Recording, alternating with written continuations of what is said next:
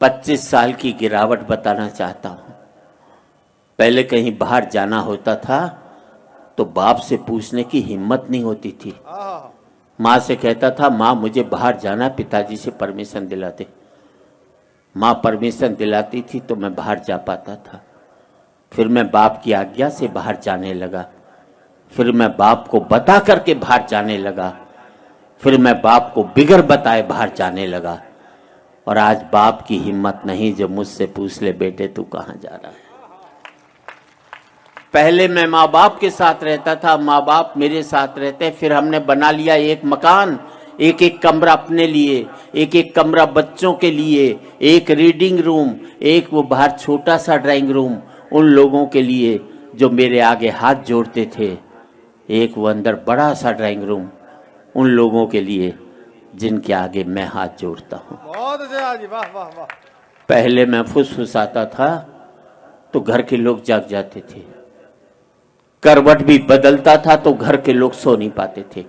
और अब जिन दरारों की वजह से दीवारें बनी थी उन दीवारों में भी दरारें पड़ गई।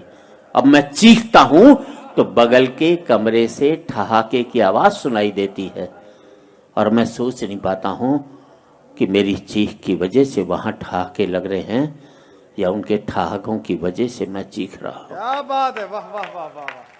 आदमी पहुंच गया चांद तक, बड़ी तरक्की की साहब। अनपढ़ थे तो सरदार पटेल को चुनते थे, पढ़े लिखे हो गए तो फूलन देवी को चुन करके भेजते। बहुत अच्छे, बहुत आदमी पहुंच गया चांद तक, बड़ी तरक्की की साहब।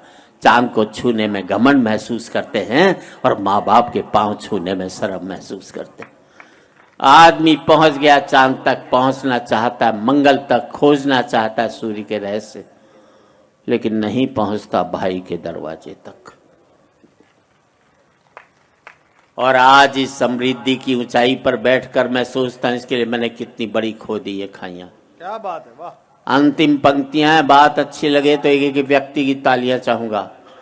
अब मुझे अपने बाप की बेटी से अपनी बेटी अच्छी लगने लगी है। बहुत अच्छे, वाह जी वाह। अब मुझे अपने बाप की बेटी से अपनी बेटी अच्छी लगने लगी है। मुझे बाप के बेटे से अपना बेटा अच्छा लगने लगा है। पहले मैं माँ बाप के साथ रहता था, अब माँ बाप मेरे साथ रहते हैं। अब मेरा बेटा भी कमा रहा है, कल को मुझे उसके साथ रहना पड़ेगा। और हकीकत यही है दोस्तों, तमाचा मैंने मारा है तो तमाचा मुझे खाना भी पड़ेगा। वाह वाह वाह वाह वाह वाह। आज इस पावन मंच से मैं इतना ही कहना चाहता हूं युवा पीढ़ी से, जिंदगी भर माँ बाप के साथ रहना ताकि आपके बच्चे जिंदगी भर आपके साथ रह सकें। क्या बात है, क्या बात है। हो सकता है नौकरी और व्यापार की वजह से आप शारीरिक रूप से साथ न रह पाए, पर जिंदगी भर मानसिक रूप से माँ बाप के साथ रहोगे बहुत अच्छा। तो आपके बच्चे भी जिंदगी भर आपके साथ रहेंगे।